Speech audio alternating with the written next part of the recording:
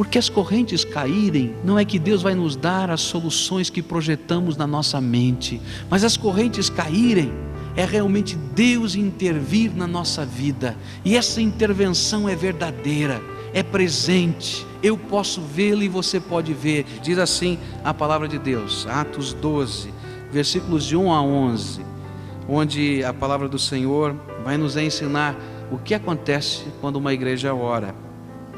Estarei lendo na Bíblia na versão da linguagem de hoje. Nesse tempo o rei Herodes começou a perseguir algumas pessoas da igreja e mandou matar à espada Tiago, irmão de João.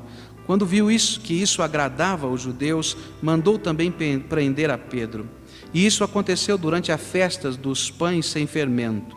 E depois de prendê-lo, Herodes o colocou na cadeia, guardado por 4 grupos de soldados, com 4 em cada grupo, pois Herodes queria apresentá-lo ao povo depois da Páscoa.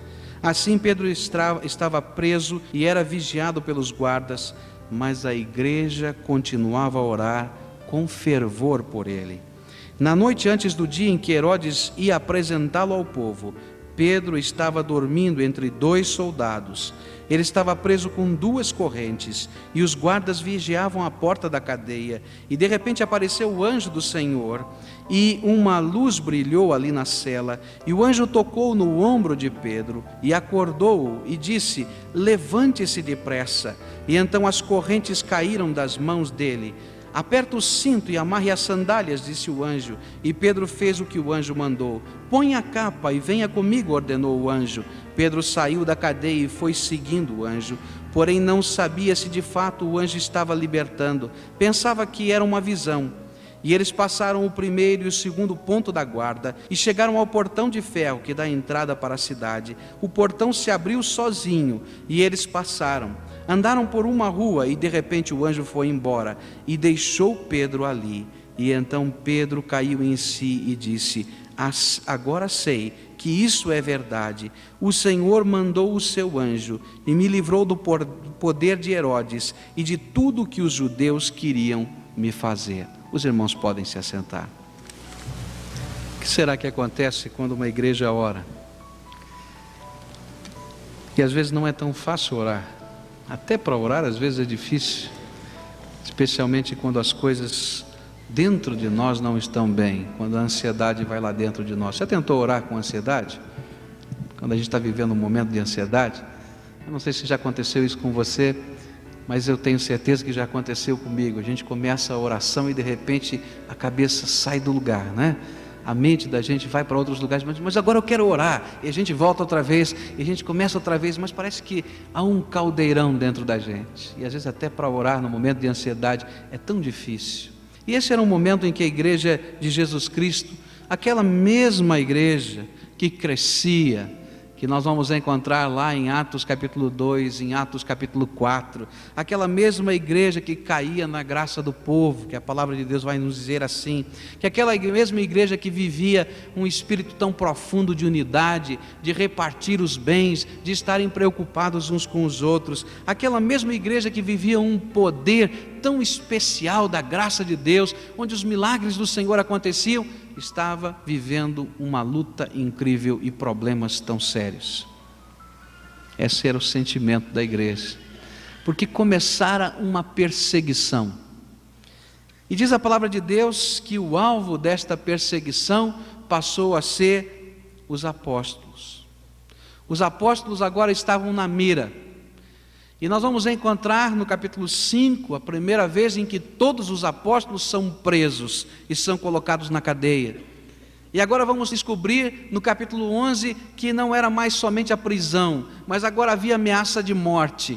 E um dos apóstolos já havia morrido. E eu tenho certeza que esse era o momento em que a igreja estava sofrendo.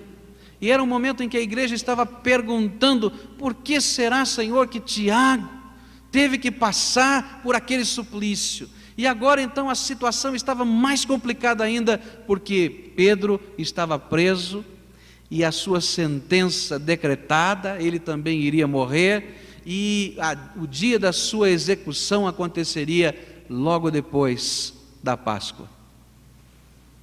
E diz a palavra de Deus que apesar de tudo isso, versículo 5 do nosso texto, no capítulo 12 de Atos. Mas a igreja continuava a orar com fervor por ele. Mas a igreja continuava a orar com fervor por ele. E o que aconteceu quando a igreja continuou a orar? É isso que eu quero pensar com os irmãos. Será que vale a pena interceder? Será que vale a pena orar? Será que vale a pena estarmos unidos no clamor de Deus? O que acontece? Então, quando eu começo a estudar a palavra de Deus, eu descubro nesse texto, e vou descobrir em toda a palavra de Deus, que quando o povo de Deus está unido para orar, os anjos dos céus são mobilizados por Deus. E essa é a história. O que aconteceu foi exatamente isso. A igreja continuava a orar, e às vezes a igreja nem tem a percepção do que está acontecendo enquanto ela está orando. E o final da história vai nos dizer, porque Pedro vai aparecer na casa onde estava reunida a igreja, vai bater na porta e as pessoas vão dizer, não é Pedro, não pode ser, ele está na cadeia. A mesma igreja que estava orando não tinha percepção do poder e da graça de Deus que estavam acontecendo. Quando a igreja ora, os anjos de Deus são movimentados no céu, e eles começam a trabalhar. E diz a palavra de Deus em Hebreus 2, versículo 14, quem são esses anjos? O que é que eles fazem? E diz assim a palavra do Senhor, que então, o que são os anjos? Todos eles são espíritos que servem a Deus e são mandados para ajudar os que vão receber a salvação. E nós vamos aprender na palavra de Deus, em tantos outros textos, que estes anjos são os servos de Deus, os agentes secretos de Deus, como diz Billy Graham, e que Deus começa a movimentá-los no céu, a nosso favor.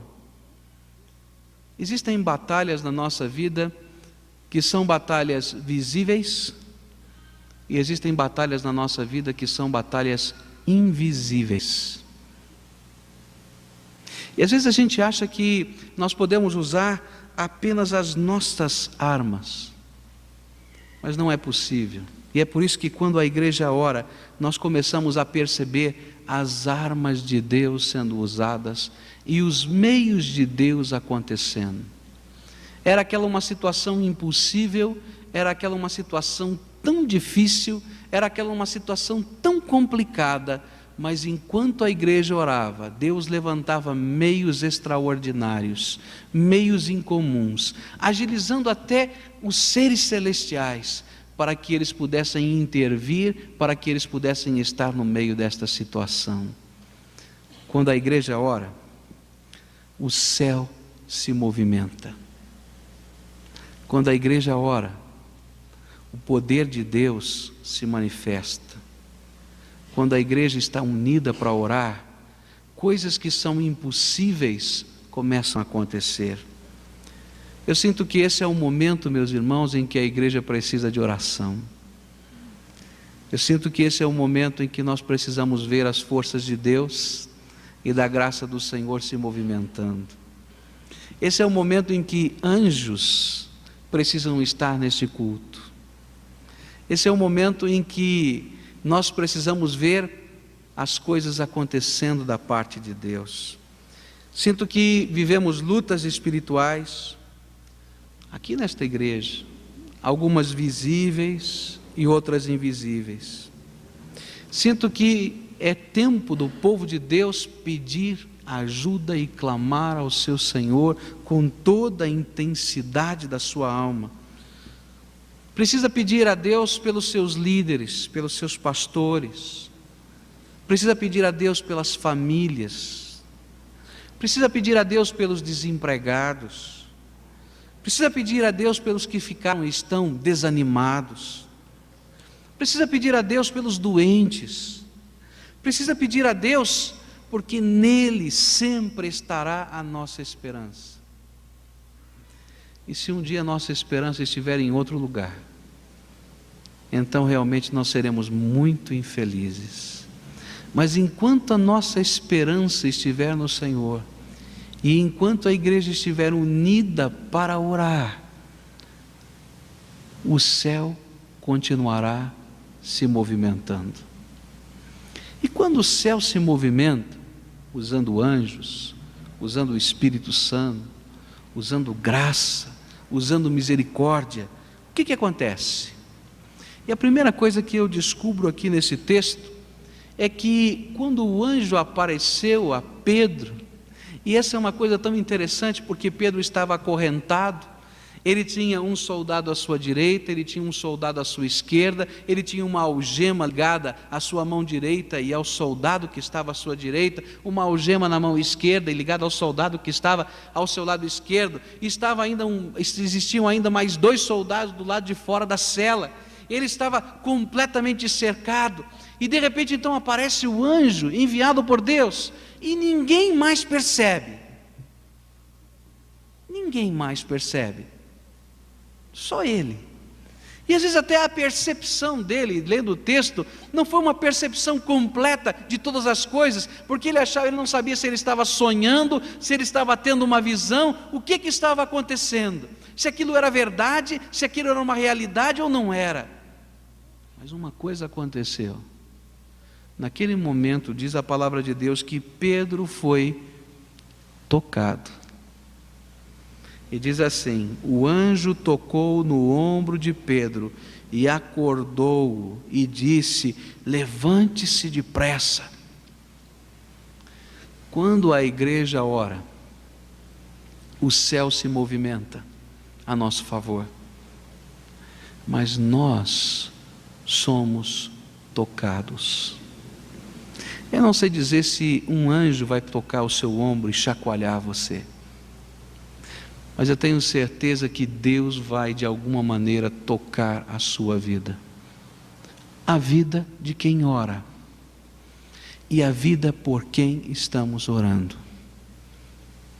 E toda vez que há esse tipo de manifestação de Deus, a gente vai ver o toque de Deus. Quando Daniel recebeu a visita do anjo, foi uma coisa tão profunda, tão amedrontante, ele caiu no chão, ficou amedrontado, diz a palavra de Deus, e diz a palavra do Senhor que o anjo o tocou, o consolou e mandou que ele ficasse em pé. Quando João teve o seu encontro com o Cristo ressurreto, foi algo tão profundo, tão incrível, que ele caiu no chão, e o Senhor Jesus o tocou e se apresentou a ele, e o consolou e o colocou em pé. Quando Jesus tocava as pessoas, enquanto caminhava por esta terra e caminhava pela Palestina, sempre alguma coisa acontecia. Quando ele tocou os olhos do cego, ele enxergou.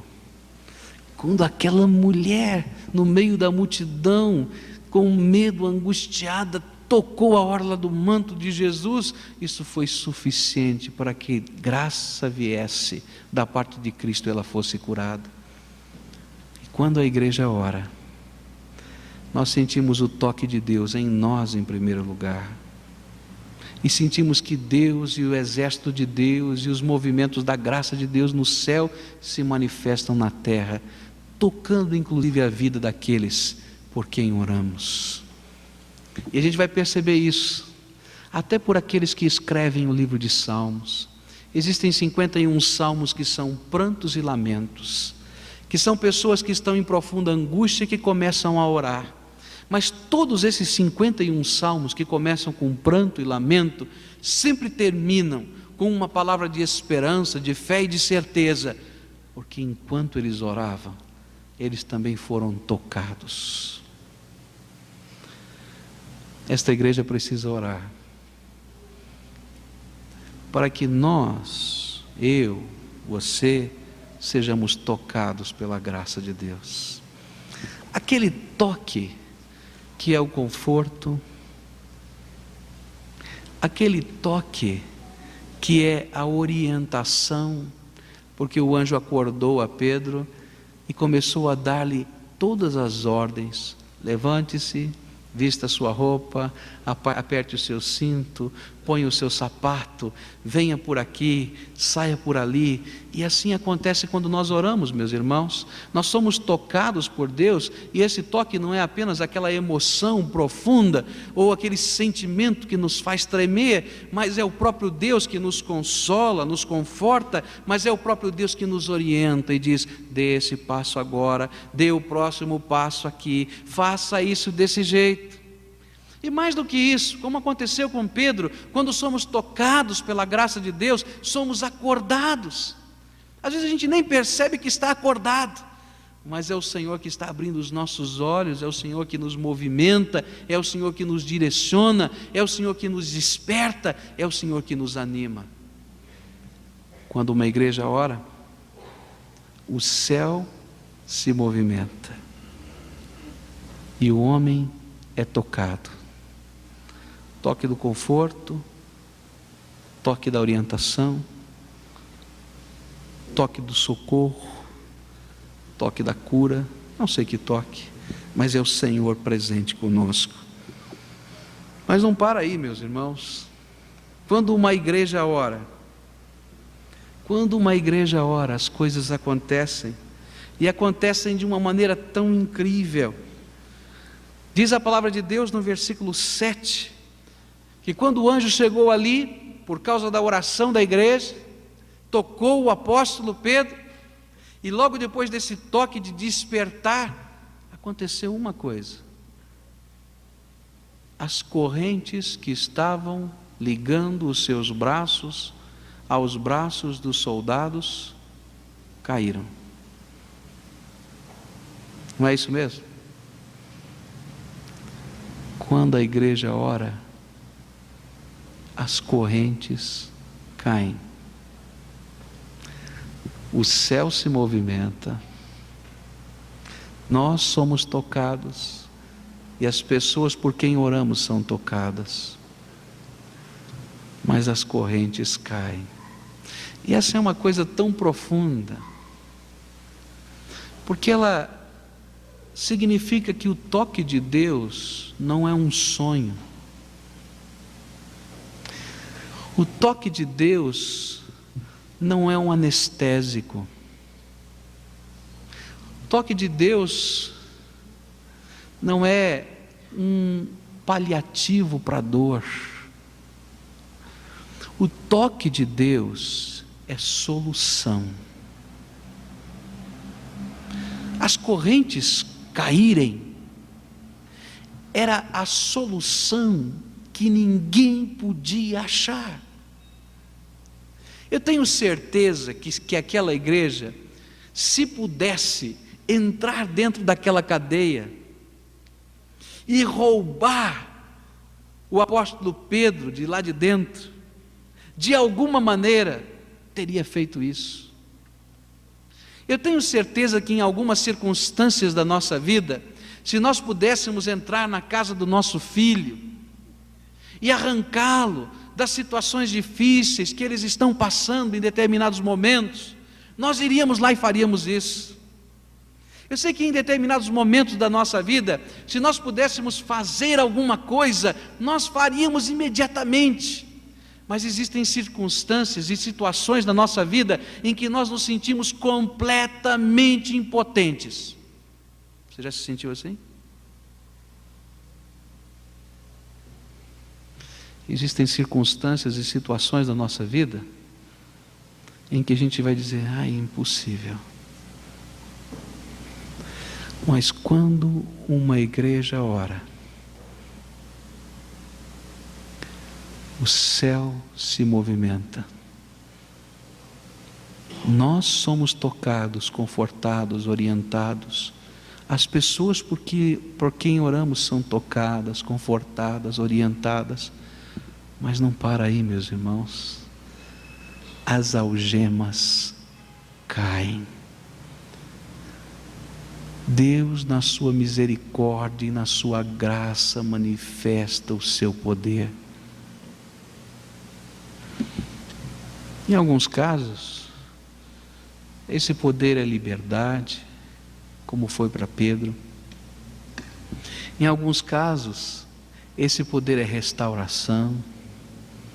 Em alguns casos, esse poder é realmente quebrar os vínculos que o diabo às vezes coloca e que amarra, e que oprime, e que angustia, e que vicia, e que mata. Mas o que eu quero dizer é que quando a igreja ora, ela não se ilude, porque Deus age, não só no céu, não só no coração do homem, mas nas circunstâncias que nos cercam. Quando a igreja ora, os anjos se movimentam, o céu se movimenta. Quando a igreja ora, somos tocados, as pessoas são tocadas, mas as correntes caem. Estava lendo um livro e até escrevi na beiradinha do livro a respeito desse texto. Não concordo. E ainda escrevi lá os meus pontos de exclamação. Às vezes quando eu estou lendo, não sei se você faz isso, vai pegando o livro, vai escrevendo, vai até, se pudesse brigar com o autor, a gente brigava, né? Porque ele começava a dar desculpas, diante de circunstâncias difíceis da vida, que parece que Deus não atende às nossas orações. Eu dizia, eu não concordo. Porque as correntes caírem, não é que Deus vai nos dar as soluções que projetamos na nossa mente, mas as correntes caírem, é realmente Deus intervir na nossa vida, e essa intervenção é verdadeira, é presente, eu posso vê-lo e você pode ver, e duvido que um verdadeiro crente em Jesus Cristo possa dizer que Deus não intervém, e Ele intervém em todas as circunstâncias, e Ele usa os seus meios e não os meus meios. Eu me lembro que num momento crítico da enfermidade da minha mãe, eu comecei a pensar num milagre.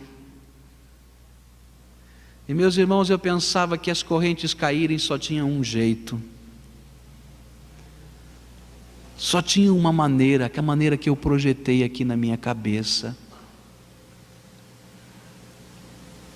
Mas eu descobri que Deus usa meios diferentes, inéditos, porque Ele é o Deus de toda sabedoria, mas as correntes caem, não do jeito que eu planejei. Talvez se a igreja tivesse planejado, teria montado um grupo de resgate, e o céu disse, não é assim, eu já tenho o meu próprio grupo de resgate. E na nossa vida é assim, meus irmãos. Às vezes a gente olha para uma situação, olha para um problema, e a gente fica às vezes em luta, em angústia no coração. Às vezes a gente é até tocado pelo Espírito Santo, recebe as palavras de conforto, de consolação, mas vai passando o tempo e a gente vai dizendo, bom, faltam as correntes, Deus, quando é que elas vão cair? E a gente fica projetando como Deus vai fazer. Deus vai nos ensinar na vida, e você já deve ter essas marcas no seu coração, que Ele é tão especial, Ele usa meios tão estranhos, mas Ele faz as correntes caírem. E a última coisa que eu quero dizer aos irmãos, pensando nesse texto, é que quando uma igreja ora, o céu se movimenta, nós somos tocados, as correntes caem. Mas a última coisa que aconteceu aqui, o anjo foi levando Pedro, as correntes já tinham caído, ele já passou pela guarda, e aí de repente apareceu um portão de ferro. Foi assim? Um portão de ferro. E na minha Bíblia diz, e a porta se abriu. Na sua diz assim, e a porta se abriu automaticamente. Quando a igreja ora, meus irmãos, portas se abrem. E às vezes na vida da gente a gente vai descobrir uma coisa, que nas lutas e nas batalhas que vivemos, não existem ou não existe apenas um problema. E às vezes a gente imagina que a gente venceu o primeiro problema e acabou. E no meio da caminhada, porque a gente está machucado, dolorido, angustiado, quando a gente enxerga o portão de ferro trancado, bate o desespero. E é interessante perceber que às vezes, isso acontece no meu coração, nós estamos vivendo tamanha ansiedade, tamanha angústia, que a gente até esquece que a corrente caiu, que o anjo já esteve lá, e que nós fomos tocados. E a gente olha o portão de ferro, e às vezes começa a chorar.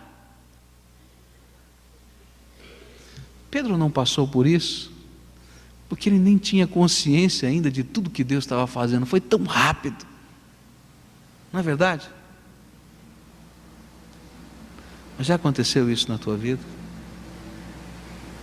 Às vezes a gente tem a experiência de conversão, e a gente vê as algemas espirituais caírem na nossa vida, não é isso? E a gente entra para a vida cristã com aquela alegria, e de repente encontra os portões de ferro fechados.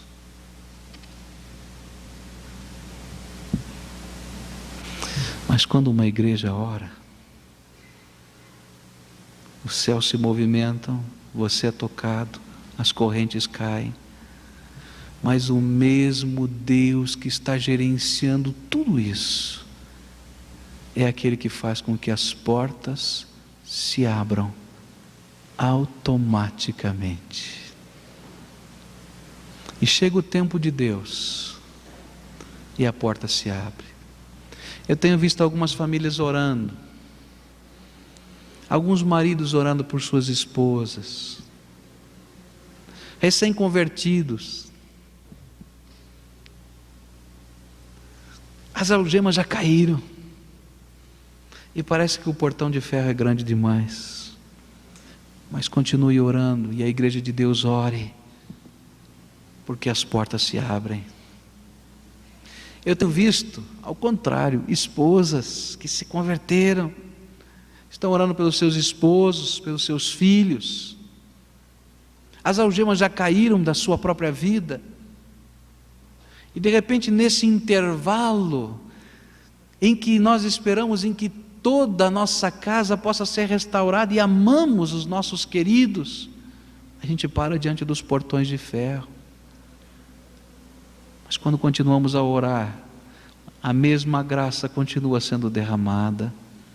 Às vezes tenho percebido pessoas que têm que mudar de vida, porque o Evangelho tocou o coração, e de repente descobriram uma nova realidade espiritual, e sentem que o seu estilo de vida não bate com essa realidade da graça, e eles começam essa mudança, mas de repente esbarram no portão do emprego, ou no portão da palavra, ou no portão das atitudes, mas é o mesmo Deus que opera a graça, que mexeu lá dentro do teu coração, que abre o portão de ferro. Por isso a igreja precisa orar. E como nós precisamos orar. E eu vou dizer mais como esta igreja precisa estar unida na oração. Deus tem nos dado um grande crescimento. Deus nos tem dado um ambiente tão especial, fraterno, de amor. Deus tem feito com que esta igreja caia na graça do povo dessa cidade. Mas, meus irmãos, lutas, perseguições, angústias, problemas têm acontecido no coração e na vida dos irmãos, coração e na vida da igreja. Mas a hora, meus irmãos, é de continuar orando. Versículo 5 precisa continuar sendo o lema. Mas a igreja continuava a orar com fervor. E enquanto ela orava, o céu se movimentava, o toque veio, as cadeias caíram, a porta se abriu. Mas sabe o que me deixa triste nessa história? É que aconteceu na última noite.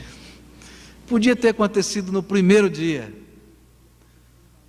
mas diz a Bíblia que era a noite final. No dia seguinte pela manhã, Pedro seria morto. Isso significa, meus irmãos, que é no tempo de Deus que as coisas acontecem. Ninguém vem me dizer que o tempo humano seria a última noite. Você no meio de um problema que é uma situação tão emocionante assim, eu quero que seja no primeiro minuto. Não é assim? Mas é no tempo de Deus. Mas o importante é que o céu já começou a se movimentar. Eu queria desafiar os irmãos, nós encerramos esse culto orando. Queria desafiar os irmãos a, nesta hora, nos colocarmos de joelhos diante do Senhor e orarmos. Porque aquilo que estou repartindo com os irmãos da palavra de Deus, eu creio. Aquilo que estou repartindo com os irmãos da palavra de Deus, eu tenho experimentado na minha própria vida. E eu sei que o irmão tem experimentado na sua própria vida. Então agora é hora de dobrar o joelho. E agora é hora de orar. Você aceita o desafio de orarmos juntos agora? De colocarmos coisas, pessoas, circunstâncias, a igreja, seus pastores, suas famílias, povo de Deus, nas mãos do Senhor agora? Porque não há poder, meus irmãos, na mão dos homens, não há poder nas palavras dos homens, mas há poder no Deus Todo-Poderoso, Senhor do céu e da terra, e é nele que confiamos. Eu só quero estar onde estás, habitar em tua presença. Quero te louvar e adorar. Traz-me perto do altar. Eu só quero